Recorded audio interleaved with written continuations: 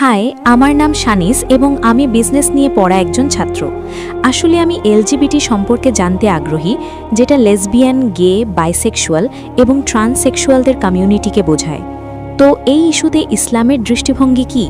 কারণ আমি বিশ্বাস করতাম যে আমাদের মানুষদের তাদের যৌন রুচি সমানভাবে গ্রহণ করতে হবে, কিন্তু আমি ইসলাম সম্পর্কে কিছু তথ্য পড়ার পর আমি জানি যে ইসলাম এটাকে বাতিল করে। তাই আমি এই ইস্যু সম্পর্কে আরও জানতে চাই। ধন্যবাদ। বোন প্রশ্ন করেছেন সমকামীদের, গে এবং লেসবিয়ানদের উপর ইসলামের দৃষ্টিভঙ্গি কি। বিধান হলো, আল্লাহ কোরআনে সূরা আরাফের 7 নম্বর অধ্যায়ের 81 নম্বর আয়াতে বলেছেন, তোমরা কি নারীদের ছেড়ে পুরুষদের পছন্দ করো? তার মানে পুরুষদের বলা হচ্ছে, তোমরা কি নারীদের চেয়ে পুরুষদের বেশি পছন্দ করো? ইসলামে সমকামিতা নিষিদ্ধ। সমকামী মানুষদের ব্যাপারে কি বলা যায়? বোন, কয়েক বছর আগে কিছু রচনা এসেছিল সমকামিতা জিনগত, এবং যখন এই রচনা এসেছিল মানুষ আমাকে প্রশ্নোত্তর পর্বে জিজ্ঞেস করেছিল, যদি সমকামিতা জিনগত হয় তাহলে দোষ কার? সেই ব্যক্তি তো দোষী নয়, এটা সর্বশক্তিমান ঈশ্বর, ঠিক? পরে দেখা গেছে যে এটা সম্পূর্ণ মিথ্যা, এবং যেই ব্যক্তি এটা প্রচার করেছিলেন তিনি নিজেই একজন সমকামী ছিলেন। আজ মনোবিজ্ঞানীরা আমাদের বলেন, যখন একজন মানুষ সীমা ছাড়িয়ে যায় সে এমন জিনিস চাইতে থাকে যা অস্বাভাবিক। তাই আজ আপনি পশ্চিমা বিশ্বে দেখেন সেখানে অশ্লীলতা আছে। যেমন আমার ছেলে বলেছিল, নারীদের স্বাধীনতার কথা তার শরীরের শোষণের প্রতারণা ছাড়া আর কিছুই নয়, তার আত্মার সাথে অন্যায় এবং তার সম্মানের অবনমন। আজকের সমাজে আপনি বিজ্ঞাপন দেখেন, একটি মোটরসাইকেলের বিজ্ঞাপনে সবসময় একজন নারী থাকে। কতজন নারী মোটরসাইকেল চালায়? শতাংশের হিসেবে খুব কম, কিন্তু আপনি সেই বিজ্ঞাপনে একজন নারীকে দেখেন কেন? এবং আমাকে বিএমডব্লিউ এর একটি খুব বিখ্যাত বিজ্ঞাপনের কথা বলা হয়েছিল। এতে একটি বিএমডব্লিউ গাড়ি দেখানো হয়েছে, একজন নারী বিকিনি পরে দাঁড়িয়ে আছে এবং বিজ্ঞাপনে লেখা আছে, এখনই তাকে টেস্ট ড্রাইভ করুন। কাকে? মেয়েটিকে নাকি গাড়িটিকে?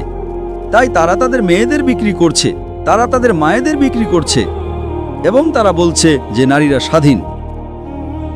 কি হয় যে যখন আপনি সীমা ছাড়িয়ে যান, সব ধর্মই বলে যে আপনি যদি সম্পর্ক করতে চান আপনি বিয়ে করুন, ঠিক? হ্যাঁ। আমেরিকান পরিসংখ্যান অনুযায়ী আমেরিকা ইসলামের সাথে একমত নয়। ইসলাম বলে আপনি একাধিক স্ত্রী রাখতে পারেন, সেটা ভিন্ন প্রশ্ন। আমেরিকায় একজন গড়পড়তা আমেরিকান একজন স্থায়ী জীবনসঙ্গীর সঙ্গে বসতি করার আগে তার 8 জন ভিন্ন ভিন্ন যৌনসঙ্গী থাকে। কারো হয়তো 2টো, 10টা, 20টা থাকে, গড় হলো 8। একজনের সঙ্গে বসতি করার আগে 8 জন ভিন্ন ভিন্ন যৌনসঙ্গী। তাই তারা আল্লাহর বিধানকে অবহেলা করছে। আপনি কি জানেন, আমেরিকান পরিসংখ্যান অনুযায়ী আপনার দেখা প্রতি 12তম ব্যক্তি অজাচার করেছে। অজাচার মানে যৌন সম্পর্ক করা, ভাই ও বোন, ছেলে ও মা, বাবা ও মেয়ে। এটা সম্পূর্ণ অর্থহীন, কারণ তারা এত বেশি উন্মুক্ত ইত্যাদি হয়ে যায়, তারা স্বাভাবিক পথ থেকে বিচ্যুত হয়ে যায়। তাই তারা এমন জিনিস চায় যা ভিন্ন। তাই যখন তারা বিষমকামিতায় এত বেশি অভ্যস্ত হয়ে যায়, তারা সমকামিতা শুরু করে। এটা জিনগত নয়, এটা সেই সব জিনিসের উপর ভিত্তি করে যা আপনি অস্বাভাবিক কাজ করেন। মানসিকভাবে আপনি ভিন্ন কিছু চান, তখন আপনি সমকামিতায় যান। তাই যদি আপনি এই বিচ্যুতিগুলো বন্ধ করেন সেই পথ থেকে যা কোরআন এবং অন্যান্য ধর্মে নির্দেশনা দেওয়া হয়েছে, আপনি বুঝতে পারবেন এটা বন্ধ হয়ে যাবে। এবং আমার মনে আছে, আমি প্রথমবার কানাডায় গিয়েছিলাম 1996 সালে। একজন পুরুষ আরেকজন পুরুষকে চুমা খাচ্ছে, এবং কানাডা সমকামীদের বিবাহ বৈধ করেছে। এখন এই সব কিছু আসছে কারণ তারা সত্য থেকে বিচ্যুত হচ্ছে। তারা বলার চেষ্টা করছে এটা জিনগত। এটা সম্পূর্ণ ভুল, এটা জিনগত নয়। কোনো বিজ্ঞানী প্রমাণ করেননি যে এটা জিনগত, এটা সবই অনুমান। এটা মূলত তারা আপনার স্বাভাবিক জিনিস থেকে ভুল পথে থাকে এবং এটাই ঘটে। তাই এই কারণে যদি আপনি সর্বশক্তিমান ঈশ্বরের আদেশ অনুসরণ করেন তাহলে এসব কিছু ঘটবে না। তাই যে কোনো অবৈধ সম্পর্ক, সমকামিতা, গে, লেসবিয়ানিজম সবকিছু নিষিদ্ধ। আশা করি এটা প্রশ্নের উত্তর দিয়েছে। শুভ সন্ধ্যা স্যার, আজ আপনাকে এখানে দেখে আমরা খুশি। আমার নাম রমিকা চন্দ্রা এবং আমি ডঙ্গুক বিশ্ববিদ্যালয়ে জীববিজ্ঞানের একজন গবেষক। আজ আসলে আমার কোনো প্রশ্ন নেই, আমি শুধু একটি বিষয়ে আপনার মতামত জানতে চাই। কারণ বর্তমানে আমি একজন পাঠক হিসেবে কোরআন পড়ছি, যেটি ইংরেজিতে অনুবাদ করা। কিন্তু এটি দেখতে যতটা সহজ মনে হয় ততটা সহজ নয়। আমি হয়তো পুরোটা পড়ে গেলাম, কিন্তু এর একটি শব্দও বুঝলাম না, তাই আমি সময় নিয়ে পড়ছি। আর আমি এটা করছি কারণ আমার অনেক প্রশ্ন আছে।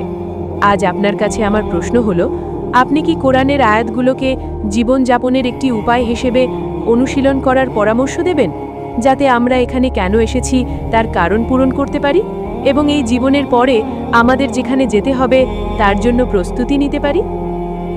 বোন বলেছেন যে তিনি কোরআন পড়ছেন এবং এটি বুঝতে তার অসুবিধা হচ্ছে, যা স্বাভাবিক, কারণ সবকিছু বোঝা কঠিন।